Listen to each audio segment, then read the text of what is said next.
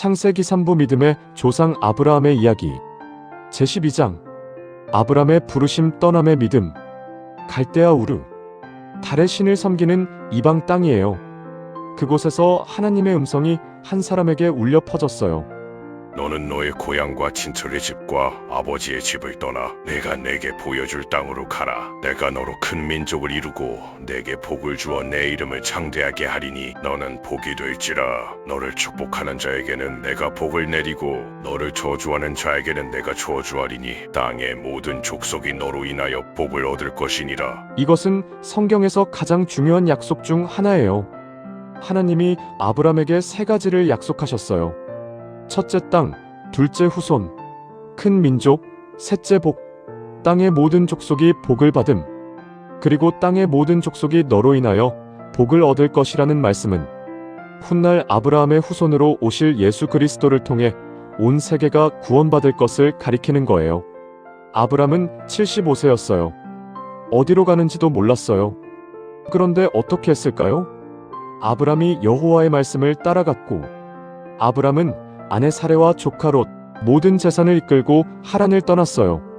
어디로 가는지 모르지만 하나님이 보여주시겠다고 하셨으니 그냥 떠난 거예요. 이것이 믿음이에요. 가나안 땅에 도착했어요. 하나님이 나타나셔서 말씀하셨어요. 내가 이 땅을 내 자손에게 주리라. 아브람은 그곳에 제단을 쌓았어요. 아브람은 가는 곳마다 제단을 쌓고 하나님의 이름을 불렀어요. 세겜의 모래 상수리 나무 곁에서 베델과 아이 사이에서 아브람은 하나님께 예배했어요. 그런데 가나안 땅에 기근이 들었어요. 먹을 것이 없었어요. 아브람은 애굽 이집트로 내려갔어요. 여기서 아브람이 실수를 해요. 사레가 너무 아름다웠기에 애굽 사람들이 사레를 빼앗고 자기를 죽일까봐 두려웠어요. 사레야, 너는 나의 누이라 하라. 그러면 내 덕에 나도 무사할 것이다. 사레는 실제로 아브람의 이복 누이이기도 했지만 아내라는 사실을 숨긴 것은 하나님을 신뢰하지 못한 거예요. 과연 바로가 사레를 궁으로 데려갔어요. 하지만 하나님이 바로와 그 집에 큰 재앙을 내리셨어요. 바로가 알고는 아브람에게 사레를 돌려보내며 꾸짖었어요. 어찌하여 아내를 누이라 했느냐? 내 아내를 데리고 가라. 하나님은 아브람의 실수 속에서도 사레를 지키셨어요. 아브람은 위대한 믿음의 사람이지만 완벽한 사람은 아니었어요. 성경은 믿음의 영웅들의 약점도 솔직하게 보여줘요. 하나님은 완벽한 사람을 쓰시는 것이 아니라 믿음으로 따르는 사람을 쓰세요. 창세기 13장 14장 아브람과 롯의 분리 멜기세덱. 아브람과 조카 롯이 모두 부자가 되어서 가축이 너무 많아 한 곳에 살 수 없게 되었어요. 목자들끼리 다투기 시작했어요. 우리는 한 고륙이니 서로 다투지 말자. 온 땅이 내 앞에 있지 아니하냐? 내가 좌하면 나는 우하고 내가 우하면 나는 좌하리라. 아브람은 어른이고 삼촌이었는데 먼저 양보했어요. 조카에게 먼저 고르라고 한 거예요. 이것은 하나님이 주시겠다고 약속하셨으니 내가 욕심 부리지 않아도 된다는 믿음이었어요. 롯은 눈을 들어보았어요. 요단 평야가 물이 넉넉하고 기름진 땅이었어요. 마치 에덴 동산 같았고 애굽 같았어요. 롯은 그 좋은 땅을 택했어요. 그리고 소돔 근처에 장막을 쳤어요. 성경은 이렇게 기록해요. 소돔 사람은 악하여 여호와 앞에 큰 죄인이었더라. 롯은 좋아 보이는 것을 택했지만 그것이 어떤 결과를 가져올지 알지 못했어요. 롯이 떠난 후 하나님이 아브람에게 말씀하셨어요. 너는 눈을 들어 북쪽, 남쪽, 동쪽, 서쪽을 바라보라. 보이는 땅을 모두 내가 너와 내 자손에게 영원히 주리라. 내 자손이 땅의 티끌 같게 하리니 사람이 땅의 티끌을 셀 수 있으면 내 자손도 셀 수 있으리라. 일어나 그 땅을 조명으로 다녀보라. 롯이 좋은 것을 가져갔지만 하나님은 아브람에게 모든 것을 주셨어요. 양보한 자에게 하나님이 더 큰 것을 주시는 거예요. 이후 전쟁이 벌어져 롯이 포로로 잡혀갔어요. 아브람이 이 소식을 듣고 훈련된 자 318명을 이끌고 출전하여 롯을 구해왔어요. 승리하고 돌아오는 길에 신비로운 인물을 만나요. 살렘 왕 멜기세덱, 지극히 높으신 하나님의 제사장이에요. 천지의 주제시요 지극히 높으신 하나님이여 아브람에게 복을 주옵소서. 내 대적을 내 손에 넘기신 지극히 높으신 하나님을 찬양할지로다. 아브람은 멜기세덱에게 모든 것의 10분의 1을 드렸어요. 멜기세덱은 왕이면서 제사장이었는데 후에 히브리서에서 예수 그리스도의 모형으로 설명돼요. 소돔 왕이 아브람에게 전리품을 가지라고 했지만 아브람은 거절했어요. 내가 실한 오락이나 신발끈 하나도 가지지 않겠나이다. 내가 아브람을 부하게 했다는 말을 못하게 하리라. 아브람은 사람에게서 부를 얻는 것이 아니라 오직 하나님에게서 오는 복만을 원했어요. 창세기 제15장. 별처럼 많은 자손 아브람의 믿음. 2일 후에 하나님의 말씀이 아브람에게 임했어요. 아브라마, 두려워하지 말라. 나는 내 방패요 너의 지극히 큰 상급이니라. 주 여호와여, 무엇을 제게 주시려나이까? 나는 자식이 없사오니 나의 상속이는 다메섹 사람 엘리에셀이니이다. 아브람의 마음에 아픔이 있었어요. 하나님이 큰 민족을 이루겠다고 하셨는데 아이가 없었거든요. 아브람과 사레가 나이가 많았는데도 아이가 없으니 얼마나 힘들었을까요? 그 사람이 내 상속자가 아니라 내 몸에서 날 자가 내 상속자가 되리라. 하나님은 아브람을 밖으로 이끌어내셨어요. 하늘을 우러러 무뼈를 셀 수 있나 보라. 내 자손이 이와 같으리라. 칠흑 같은 밤하늘에 수만 개의 별이 쏟아져 내리고 있었어요. 아브람은 그 별들을 바라보았어요. 75세에 부름받아 이제 몇 년이 더 지났는데도 아이가 없는 늙은 사람이었어요. 상식적으로는 불가능했어요. 그런데 아브람이 여호와를 믿으니 여호와께서 이를 그의 의로 여기셨더라. 이 구절은 성경 전체에서 가장 중요한 구절 중 하나예요. 믿으니 의로 여기셨더라. 아브람이 무엇을 잘해서가 아니라 믿음 때문에 하나님이 그를 의롭다고 인정해 주신 거예요. 이것이 바로 이신칭의 믿음으로 의롭다함을 얻음의 원형이에요. 로마서와 갈라디아서에서 바울 사도가 이 구절을 인용하여 복음을 설명하지요. 하나님은 그날 아브람과 언약을 맺으셨어요. 짐승을 쪼개어 놓고 해가 질 때 아브람이 깊이 잠들었어요. 깊고 두려운 어둠이 임했어요. 너는 확실히 알라. 내 자손이 이방에서 객이 되어 그들을 400년 동안 섬기며 괴롭힘을 당하리라. 그러나 그들이 섬기는 나라를 내가 징벌할 것이요 그 후에 내 자손이 큰 재물을 이끌고 나오리라. 이것은 훗날 이스라엘 백성이 애굽 이집트에서 종살이하다가 출애굽하게 될 것을 미리 알려주신 예언이에요. 해가 져서 어두울 때 연기나는 화로와 타는 횃불이 쪼갠 짐승 사이로 지나갔어요. 이것은 하나님 자신이 언약을 이행하시겠다는 표시예요. 보통 언약을 맺을 때 양쪽이 다 지나가야 하는데 하나님만 지나가셨어요. 아브람이 언약을 지키지 못해도 하나님이 일방적으로 이 약속을 반드시 지키시겠다는 뜻이에요.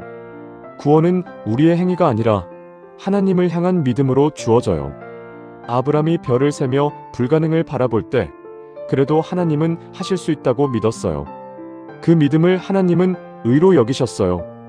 우리도 마찬가지예요. 예수 그리스도를 믿는 믿음으로 의롭다함을 얻어요.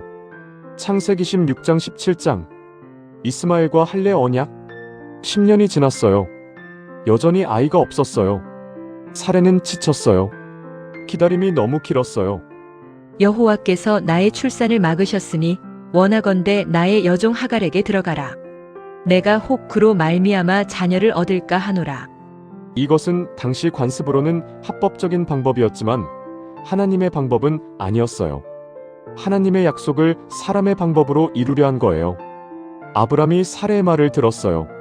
하갈이 임신하자 하갈이 사레를 멸시했어요. 사레가 괴로워서 하갈을 학대했고 하갈은 도망쳤어요. 광야에서 하나님의 사자가 하갈을 만나셨어요. 사레의 여종 하갈아, 내가 어디서 오며 어디로 가느냐? 나는 나의 여주인 사례를 피하여 도망하나이다. 네, 여주인에게 돌아가서 그 수하에 복종하라. 내가 내 씨를 크게 번성하게 하리니 그 많음으로 셀 수 없을 것이라. 내가 아들을 낳으리니 그 이름을 이스마엘이라 하라. 여호와께서 내 괴로움을 들으셨음이니라. 이스마엘은 하나님이 들으신다라는 뜻이에요. 하나님은 도망치는 여종의 울음소리도 들으시는 분이에요. 하갈은 감격하여 하나님의 이름을 불렀어요. 당신은 나를 살피시는 하나님이시니이다. 아브람이 86세 때 이스마엘이 태어났어요. 13년이 더 지났어요. 아브람이 99세가 되었어요. 하나님이 다시 나타나셨어요. 나는 전능한 하나님이라. 너는 내 앞에서 행하여 완전하라. 내가 내 언약을 세우리니 내가 여러 민족의 아버지가 될지라. 내 이름을 아브람이라 하지 말고 아브라함이라 하라. 이는 내가 너를 여러 민족의 아버지로 만들었음이라. 아브람, 높으신 아버지 아브라함, 여러 민족의 아버지로 이름이 바뀌었어요.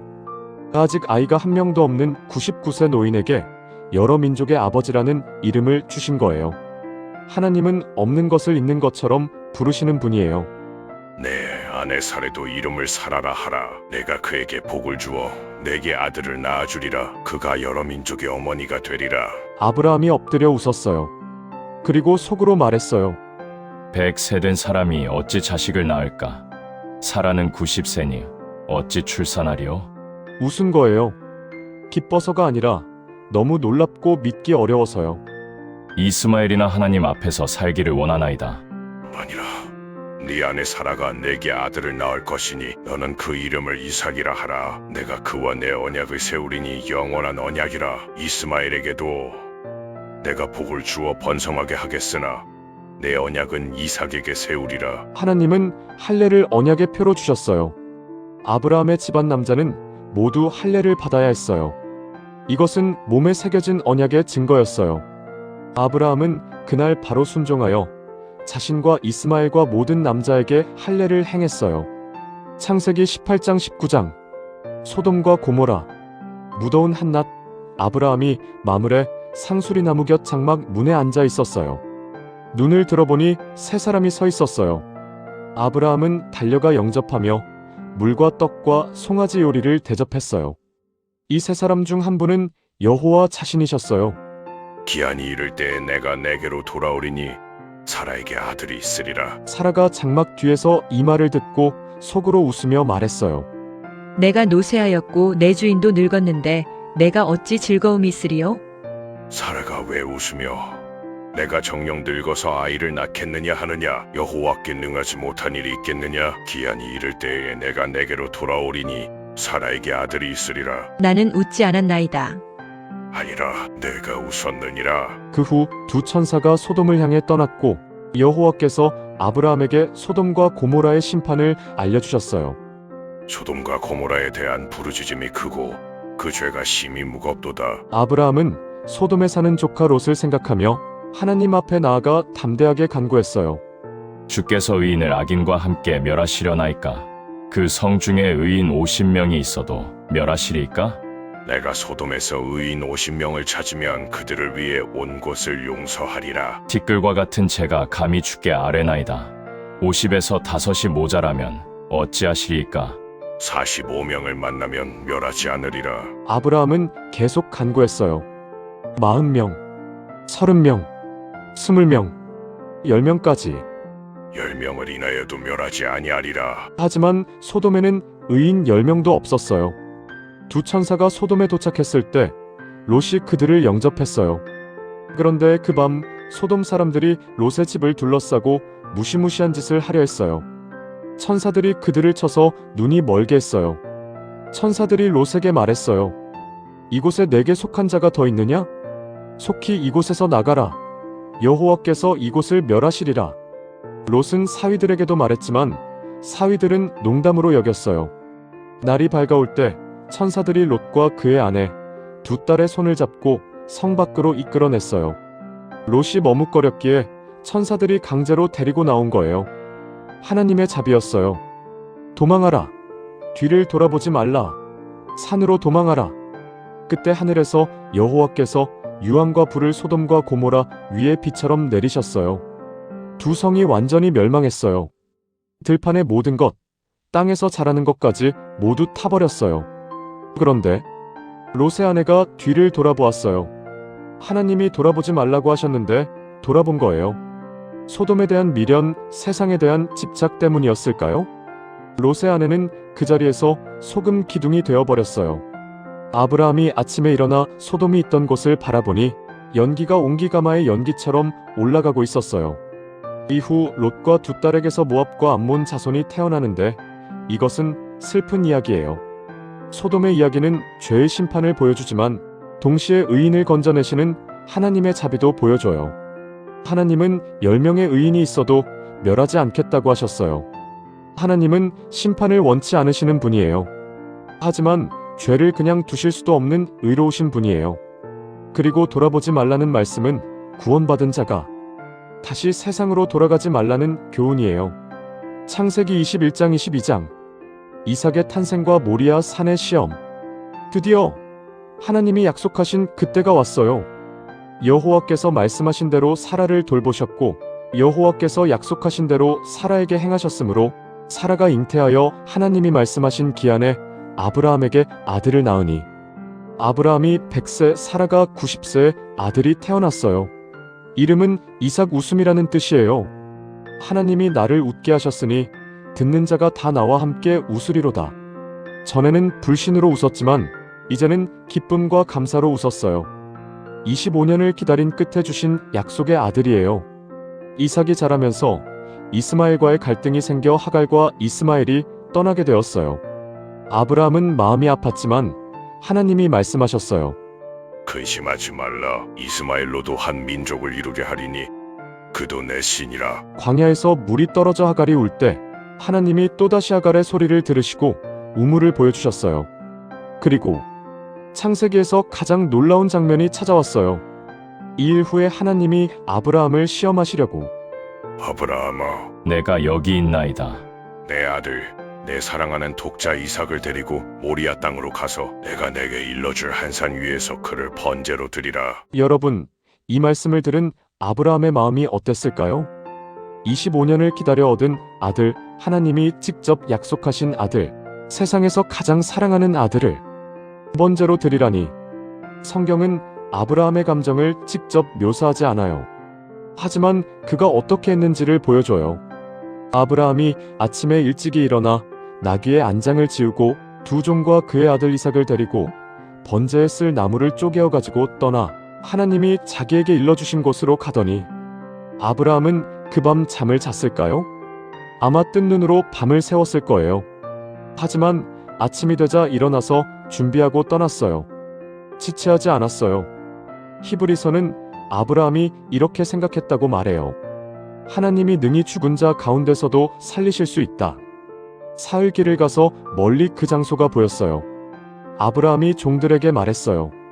너희는 나귀와 함께 여기서 기다리라. 나와 아이가 저기 가서 예배하고 우리가 돌아오리라. 우리가 돌아오겠다고 했어요. 아브라함은 어떻게든 하나님이 이삭을 살리실 것을 믿었어요.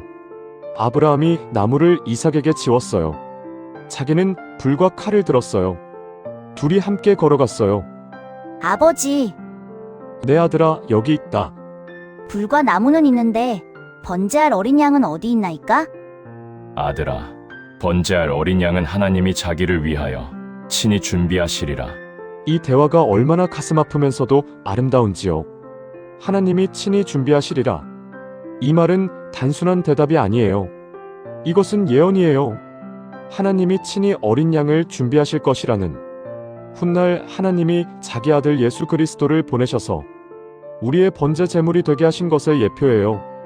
그 장소에 도착하여 아브라함이 제단을 쌓고 나무를 버려놓고 이삭을 결박하여 제단 나무 위에 놓았어요.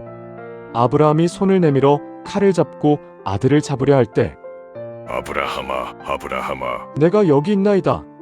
그 아이에게 내 손을 대지 말라. 그에게 아무 일도 하지 말라. 네가 네 아들, 내 독자까지도 내게 아끼지 아니하였으니 내가 이제야 내가 하나님을 경외하는 줄을 아노라. 아브라함이 눈을 들어보니 수풀에 뿔이 걸린 순양 한 마리가 있었어요. 하나님이 정말로 친히 준비하셨어요. 아브라함이 그 양을 잡아 이삭 대신 번제로 드렸어요. 아브라함이 그 장소의 이름을 여호와 이레 여호와께서 준비하시리라라고 지었어요. 내가 나를 가리켜 맹세하노라. 내가 이 일을 행하였으니 내 아들 곧 내 독자도 아끼지 아니하였은즉 내가 내게 큰 복을 주고 내 씨가 하늘의 별과 바닷가의 모래같이 번성하게 하리라. 내 씨가 그 대적의 성문을 차지하리라. 내 씨로 말미암아 천하 만민이 복을 받으리니 이는 내가 나의 말을 준행하였음이니라. 모리아 산의 이야기는 창세기에서 가장 깊은 이야기예요.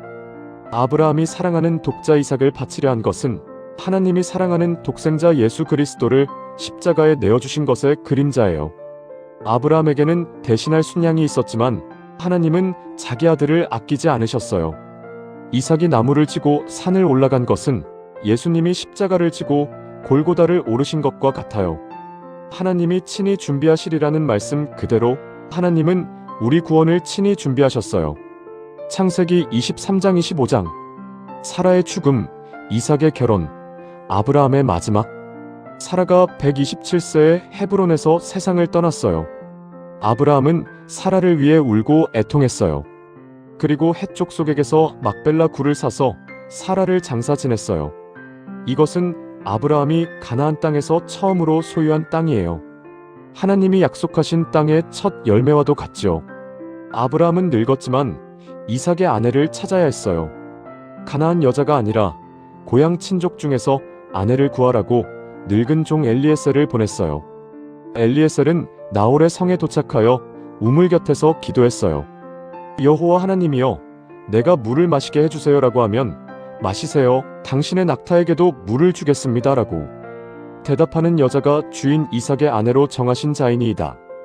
기도가 끝나기도 전에 리브가라는 아름답고 정숙한 처녀가 물동이를 메고 나왔어요.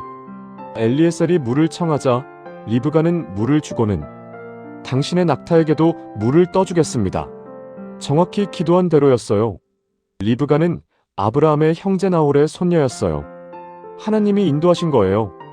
리브가는 먼 가나안 땅으로 가서 이삭의 아내가 되었어요.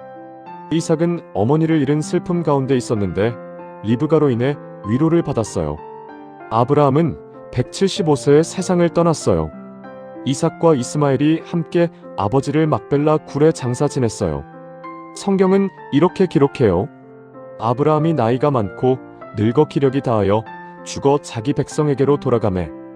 믿음의 조상 아브라함에 대해 성경을 통해서 보았어요. 다음 창세기 4부 야곱의 이야기로 다시 만나요.